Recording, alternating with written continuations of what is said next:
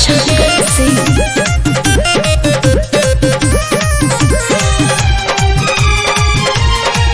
सुटी करे न सुई दवाई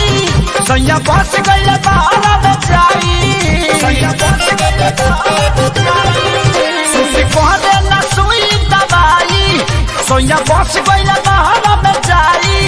देह टूटे दर्द उठे जोरी दे अरे जोरी दे माई रे माई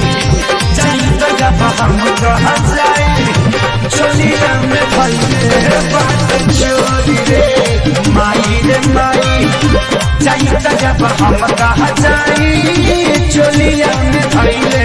बात चोरी रे।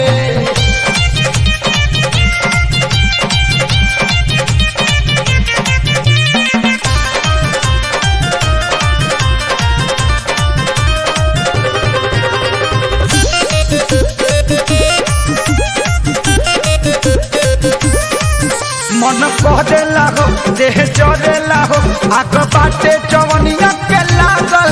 सैया घरे न हो कुछ करे न हो धीरे धरे न मन भइल पागल धीरे धरे न मन भइल पागल। मन कहदेला हो देह जरेला हो आग बाटे जवनिया के लागल सैया घरे न हो कुछ करे न हो धीरे धरे न मन भइल पागल। खाली खैला से पेट नहीं भरे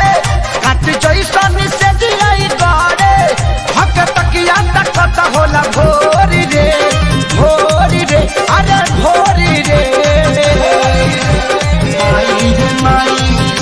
जाई जब हम कहाँ जाई चोलिया में भइले बाटे चोरी रे माई रे माई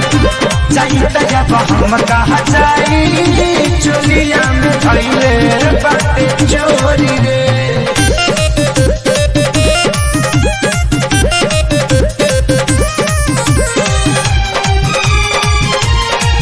बाबा मोले नी हो सब कले नी हो जेरा के जवने कहल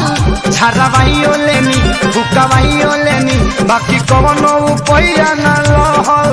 बाकी कवनो उपाया न बाबा मोले नी हो सब कले नी हो जेरा के जवने कहल झरवाइयो लेनी भुकवाइयो लेनी बाकी कवनो उपाया न रहल। दिने दिने ही बढ़े बीमारी कब आई गे हलचल खेसारी पंकज देवरा घरे कमजोर रे जोरी रे कमजोरी रे माई रे माई जाई जब हम कहाँ जाई चोलिया में भइले बाटे चोरी रे माई रे माई जाई जब हम कहाँ जाई चोलिया में भइले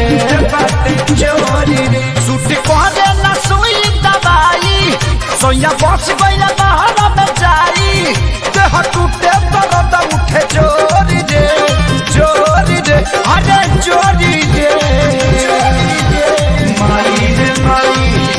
जाई जब हम कहाँ जाई चोलिया में भइले बाटे चोरी रे माई रे माई जाई जब हम कहाँ जाई चोलिया में भइले बाटे